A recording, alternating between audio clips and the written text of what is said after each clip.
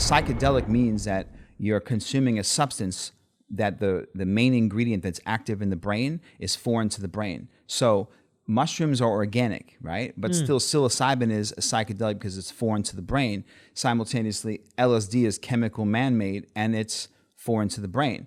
They classify ayahuasca in something called entheogenics, right? And entheogen means that the active ingredient is inside of the system already. But that doesn't mean you can't have a problem. Right. Smoke too much deep. Look, here's the problem with psychedelics, right? You see people.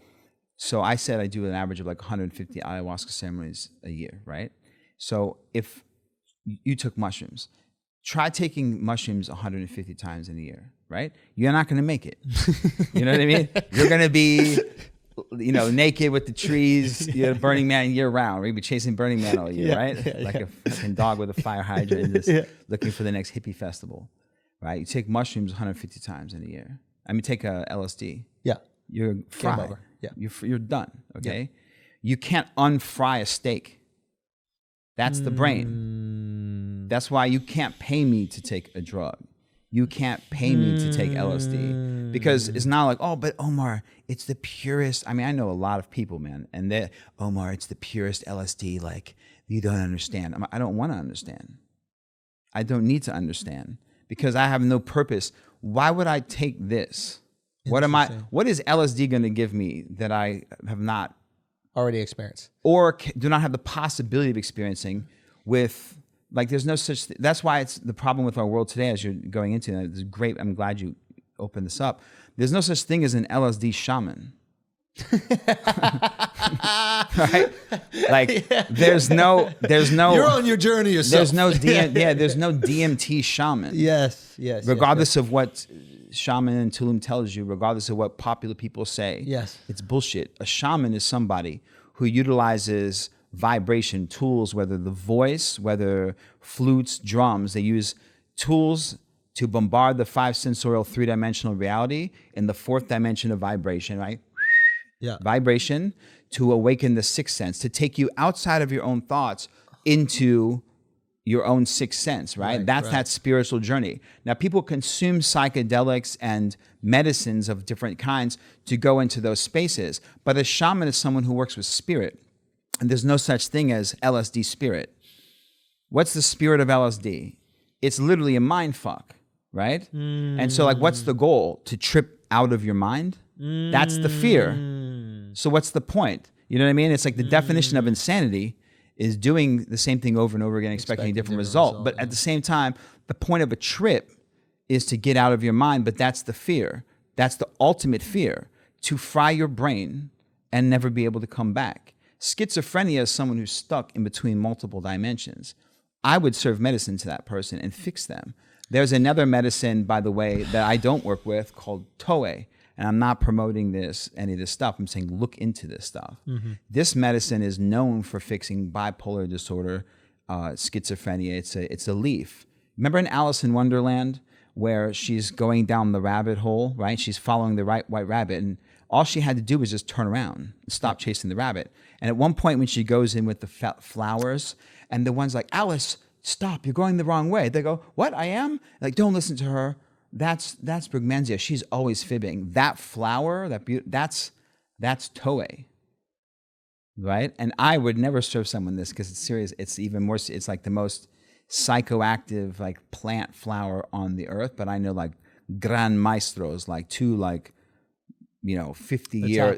Oh, there, bring it in. Watch the brain surgeon get to work. Really? But yeah. And I have seen at least a dozen, and I know of dozens of people who have had certain situations that they get fixed through that. So anything that can be created through, we create drugs to fix problems, but those problems were created by drugs.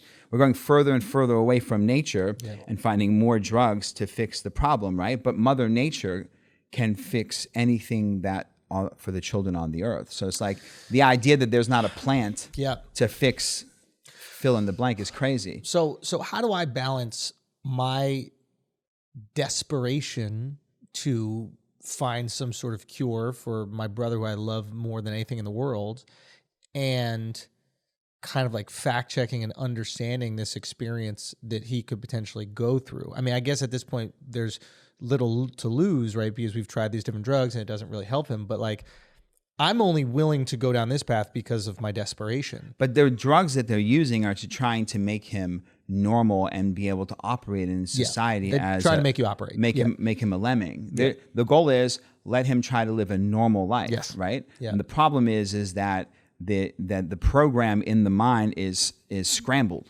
Yes. Right? And so they're trying to give him pills to unscramble that. Yes. Right? But that's not going to necessarily work because the soul, like when there's a will, there's a way, right? Like it's going to have to fix from within. Yeah. That's the problem with psychedelic, especially with like LSD. Yeah. The problem with people smoking DMT, well, if I smoke DMT, it's a quicker way than drinking ayahuasca. Yeah. The notion is all the tech people, oh, it's 15 minutes. Why would you need this experience? Yeah. And it's like, it's not the same thing. Like if you think fucking is fucking, sure. But there is a difference between having like tantric sex with a Victoria's Secret model for 4 hours and having sex with a prostitute in Bogota for 15 minutes. Yes. Okay? Yeah. But if it's just fucking, then it's the same thing. And that's the difference between ayahuasca and DMT. There's a difference in that. And the thing is, when people start chasing the dragon, they're going to get burned. He was chasing it, man. That's the problem. He was fucking that's the problem because you're taking... The idea of taking something. What is it that people chase? What is it they're going after? That's what I'm trying to understand. It depends. There's Look, there are people who are crazy. Right? Yeah, crazy exists too. There's crazy. You know, what's the point of playing Russian roulette? What's the best thing that happens? You don't die. What's the worst thing that happens? You die. Yeah. Like, don't sign me up for that. But there are people who like, there's a bunch of crazy motherfuckers that'll get together and be like, let's play Russian roulette. And maybe 7 people are like, fuck no. But 2 guys are like, I'll do it. I mean, those 2 crazy people.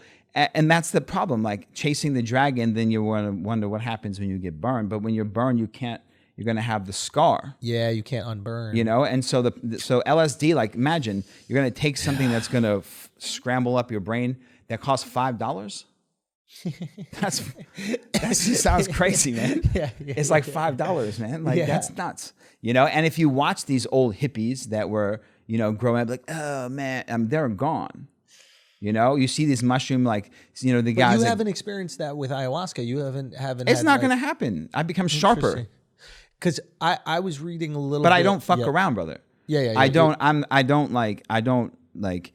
I don't take mushrooms for fun, serve ayahuasca on the weekend. I don't drink alcohol. No, you live this life. Yeah, man. I'm 100%, I'm 100% going this way.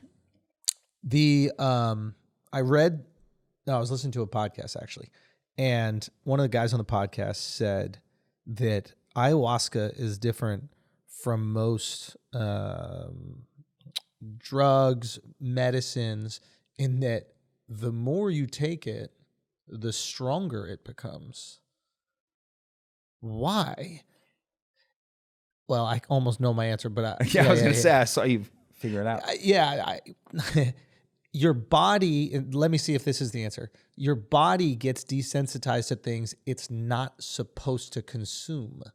So in other words... Says who? Well, no. Like, I mean, like for example, if I drink alcohol, my body knows that it's not that good. So my body starts to go, okay, we got to build up some tolerance to this shit. You shouldn't be doing this. And if you drink too much, your body says, get rid of it now so you don't die. Right. Whereas maybe with ayahuasca, assuming that it is something that we're supposed to ingest or it is natural, your body doesn't build up that tolerance because it doesn't want to. You become more sensitive. Yeah. So it's almost allowing you. Or you're allowing, or you've built up trust and you're allowing it. Yeah. So is there anything else like that? Can you think of another substance that it doesn't even have to be something that takes you on a journey, like water or something? No, we build tolerances to everything. We build tolerances to everything. Caffeine, water. Well, water, you drink more, you need more. Yeah. So pretty much everything else except for ayahuasca because of what we're talking about ultimately. Like we're talking about a soul, like the spiritual journey. The more we get the more you get in tune with your body through working out, right? Yeah. The 1 mile doesn't go as far, right? Now, so let's say you start running. You're like, look, I'm going to start running. And so you start out with a mile. After hopefully just a couple weeks, 1 mile is not break a sweat. Now you do 2, now you do 5, right? But it's not that you need to do more miles. It's that you've conditioned your body to go deeper in the journey of running.